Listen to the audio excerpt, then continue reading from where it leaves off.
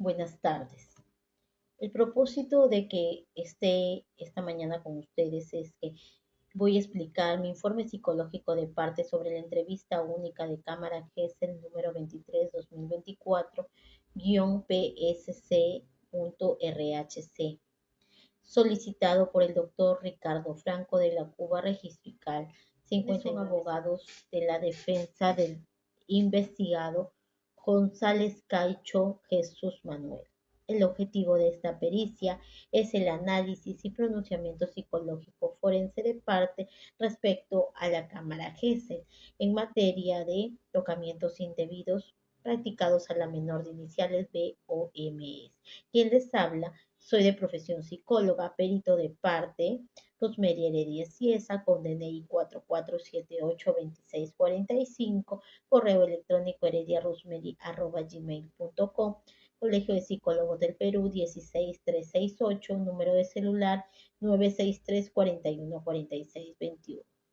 El objetivo y el análisis de esta pericia forense es analizar la transcripción del acta de entrevista de Cámara GES respecto a la actuación del psicólogo y el comportamiento y la declaración de la entrevistada de iniciales BOMS con la finalidad de determinar la idoneidad del psicólogo y la verosimilitud en el relato que incrimina al imputado con el fin de corroborar los hechos ciertos o inciertos de materia de investigación. Asimismo, el método que he utilizado es la revisión en los análisis deductivos inferenciales que han sido corroborados con distintos elementos que existen dentro del proceso en sí. Por ejemplo, la documentación revisada he optado también adicional al protocolo de Cámara GESEL, el acta de entrevista única 438 del 2023, también el acta de intervención policial a cargo de la señorita Caterine Marielis Suárez Vallejos, de fecha 24 de abril de 2023, declaración también de un testigo, Rosa Aguirre de Rayas, y declaración de la policía, la suboficial de segunda, que informe, voy a realizar el análisis del relato de Cámara Gesell. La primera observación sucede en dos momentos. El momento uno, el estado de la supuesta víctima ante los hechos suscitados, como tal lo refiere ella misma con sus propias palabras. Estaba muy cansada, me estaba quedando dormida. Antes del despegue, se estaba quedando dormida sentada. Cuando me echo para dormir, siento rozando mi pierna y abro los ojos. Hay otro segundo momento donde la evaluada habla de los hechos.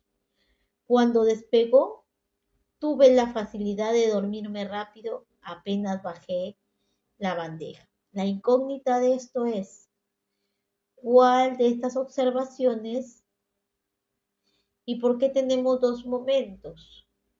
Entonces, ¿qué pasa aquí? De la corroboración de los hechos que he optado yo, porque es un análisis también comparativo de las primeras versiones que la menor dio. Hay un tema de la intervención del acta policial, por tanto hay un acta.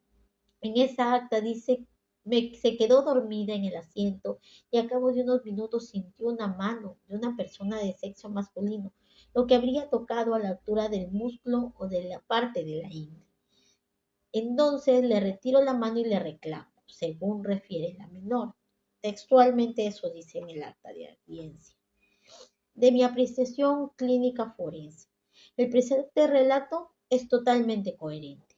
Existe una secuencia lógica de los hechos ocurridos, como lo expresa el adolescente, quien refiere que estaba muy cansada, a tal extremo de quedarse dormida.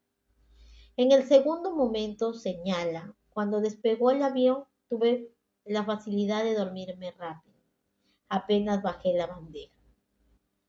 Este suceso de quedarse dormida y estar apenas te sientas o quedas a bandeja, es una explicación científica, que también puede tratarse de un producto de trastorno de sueño, que tiene obviamente mayor incidencia en adolescentes y puede tener como consecuencias el estrés, la ansiedad o también puede sufrir de un tema de parálisis de sueño.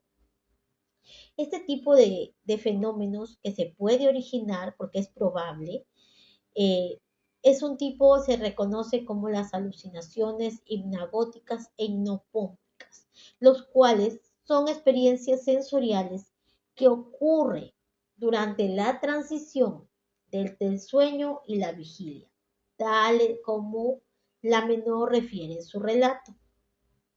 ¿Qué pasa con estas alucinaciones? Son características ya que puede tener percepciones o imágenes, sonidos e incluso sensaciones táctiles que puedan parecer reales para mí, pero no ha sucedido un estímulo. Entonces, para la mayor comprensión de este fenómeno que no ha sido indagado, pero para mayor revisión, hay autores que se pronuncian sobre esto y dan sus aportes, como Tahuenca en el 2020, quien define que en ese momento en que una persona está a punto de dormirse o despertarse abruptamente, es decir, durante la transición entre vigilia y sueño, puede experimentar alucinaciones hipnagógicas. Estas manifestaciones se caracterizan por visiones y distorsiones sonoras que aumentan la percepción de la persona. Este tipo de consistencia es conocido como hipnagogia, que ocurre entre la fase de la vigilia y sueño. También puede venir acompañado o puede provocar, estas alucinaciones lo puede provocar la narcolepsia, la parálisis de sueño, la crisis de ansiedad.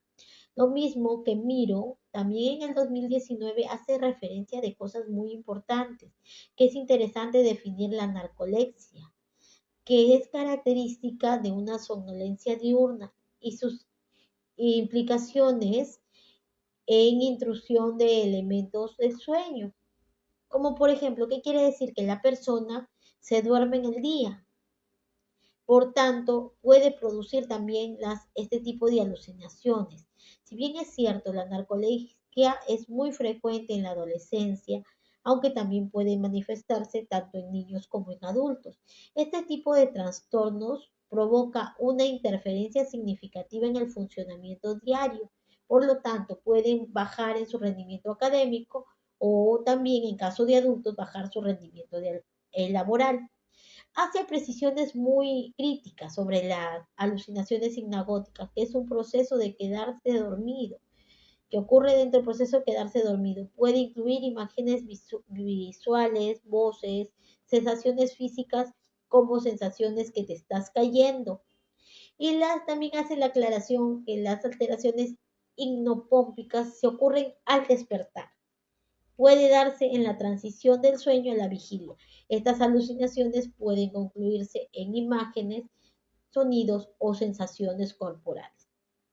Ambos están relacionadas con el sueño.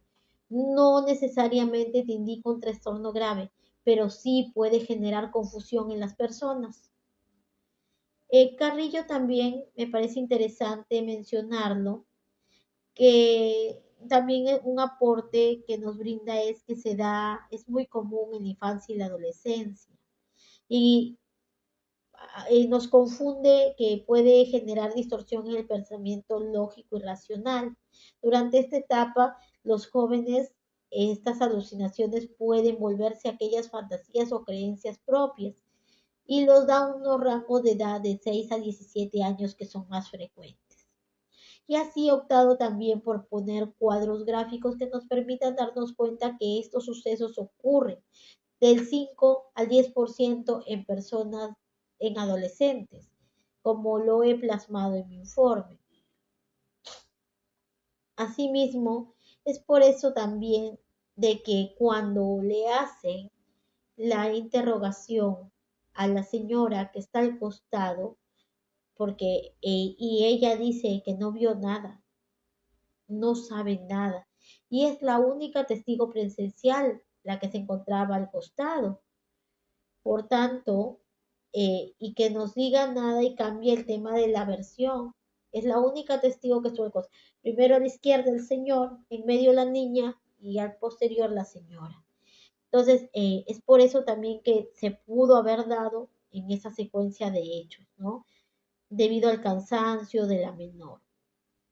Otra observación importante que incluyo dentro de mi presente informe es que la menor refiere que increpó al Señor insultándolo y diciendo palabras o es que no lo puedo reproducir, pero en modo de reclamo. Sin embargo, la señora que corrobora y que es la testigo del hecho presencial, la señora Rosa Manrique Rayas, refiere no haber visto nada. Entonces, hecho que resulta contradictorio con lo mencionado, ya que el adolescente señala que había confrontado al señor González Caicho, señalando con un grito fuerte al investigado, diciéndole que era un imbécil y palabras soez irreproducibles para la edad de la menor, haciendo referencia a que dichos gritos habían sido escuchados por varias personas de alrededor. Sin embargo, la que estaba al costado nunca escuchó nada ni evidenció nada. Otra cuarta observación que también me parece importante es que ella diga que en la tarde va a las clases de natación, lo cual es evidente también aquí en el análisis de la apreciación psicológica forense de mi parte, de que después de haber pasado la entrevista única y supuestamente el Señor le había tocado por dos oportunidades, esto debió significar en ella una afectación emocional, puesto que no es normal que una persona no realice ese tipo de tocamientos eh, y reaccione la persona de manera natural, más siendo una menor. Sin embargo, la adolescente al terminar una serie de jornadas, estar cansada, tensa por varias horas, dijo, culminando la entrevista, que iría a su clase de natación, lo cual demuestra que no sufrió ningún síntoma o indicador de afectación emocional por el denunciado, cosa extraña, pero sucede. ¿Por qué? Porque lo mínimo que podría tener ella es un temor, un rechazo. Sin embargo, no sucede acá. El menor va de lo más normal, ¿no? La quinta observación que, que refiere en la declaración, todo cámara que es lo que la menor refiere. Entonces aquí la menor un primer comenta que le tocaron la pierna en el primer momento, hecho que se corrobora con la diligencia de acta de intervención policial al implicado, el señor González Caicho, lo cual es importante señalar de que cuando la adolescente refiere en su relato que le tocan la pierna y cuando le dijeron que hable con más detalle, a la hermosa respondió que solo estaba hablando nada más con ella, hecho que no queda claro, por lo que advertimos que el adolescente en su versión de los hechos solo ha referido que el imputado le tocó la pierna. En un primer momento solo la menor refiere un tocamiento de pierna, por lo que resulta importante señalar, ya que el investigado, luego de haberle tocado la pierna, como él manifiesta en su declaración, que fue un hecho casual, le pidió disculpas. Asimismo, se puede dar también, para concluir mis conclusiones brevemente, según el análisis realizado como profesional en psicología capacitada en la materia de forense y criminología, arribo a estas conclusiones, ya que en Perú no evalúa credibilidad de testimonio a la supuesta víctima. No está estipulado determinar una credibilidad de testimonio. Por tanto, como profesionales en psicología forense, debemos ser objetivos y ver la manera de que sea coherente lo que estamos diciendo, en base a pruebas, en base a hechos que realmente ocurren, ¿no? Y las posibilidades que también puede haber para una mejor decisión de un caso. Entonces, esta es mi apreciación personal sobre la verisimilitud y la coherencia del relato incriminador. Por tanto, mi primera conclusión es, según el análisis puede concluir que el adolescente no evidencia congruencia emocional entre los episodios narrados y los hechos de materia de investigación.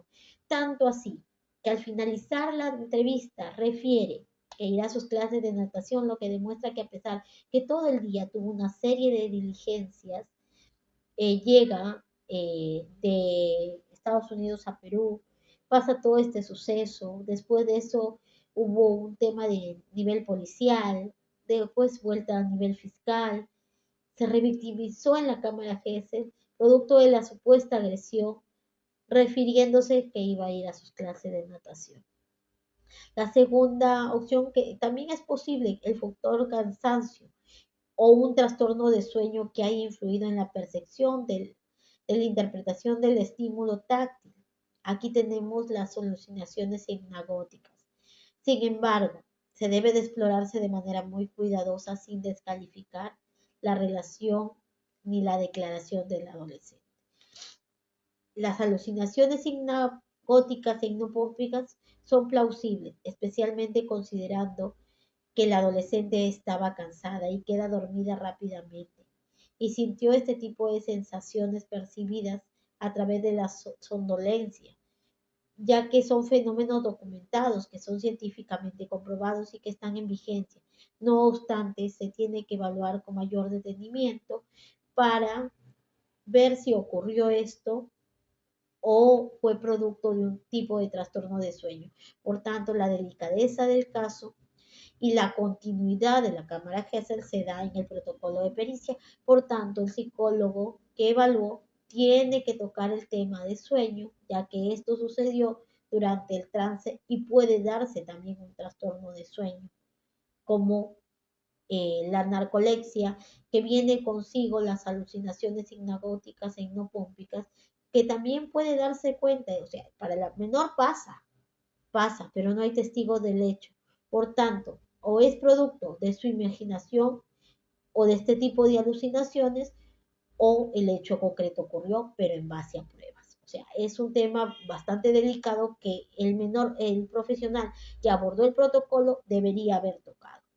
Asimismo, la menor se indicó tocamientos en la pierna, pudo tratarse de una percepción del cansancio o el trastorno antes mencionado. También se evidencia, mi conclusión psico, se evidencia el hecho concreto, ya que los asientos del avión tienen 3 personas, al señor a la izquierda, la menor en medio y la señora al costado. Estas es un lugar, aparte de que estas conductas, si se dio para que se atreva una persona a realizar esto y la señora del costado, en un avión es un lugar público, no vea nada también y no escuche nada y tener a la testigo presencial. A ver, te explico las 5. Se evidencia un hecho concreto, que en el avión existen 3 personas. En los asientos son muy estrechos, la presencia cercana de otros pasajeros, por lo tanto, es sumamente difícil o prácticamente improbable que un hombre se atreva en esas circunstancias a cometer este tipo de conductas referidas por la adolescente, sabiendo que existe una persona mayor, adulta, al costado, la misma que pudo haberse percatado de lo que ocurrió con la menor.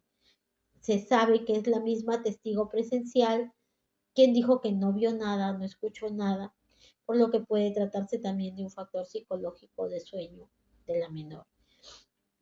La última conclusión, la 6, es necesario mencionar que el tipo de delitos que se denominan clandestinos, este tipo de delitos, violación y tocamiento, se denominan clandestinos porque ocurren a puerta cerrada, con mucha discreción, reservados, secretos. Sin embargo, el ambiente en que ocurrieron estos hechos fue un espacio de avión, lo cual advertimos que existe la presencia de muchos pasajeros. Entonces, que durante el viaje transitan, asimismo las azafatas, las aeromosas, van y vienen para dar buena atención al cliente y en todo momento hubo la existencia, lo cual podemos afirmar que no se cubre el tema de clandestino, porque supuestamente para este tipo de hechos necesitamos que se realizan a puerta cerrada y porque no haya testigos del hecho, el cual no se cumple ese precepto. Ese es mi informe. Muchas gracias.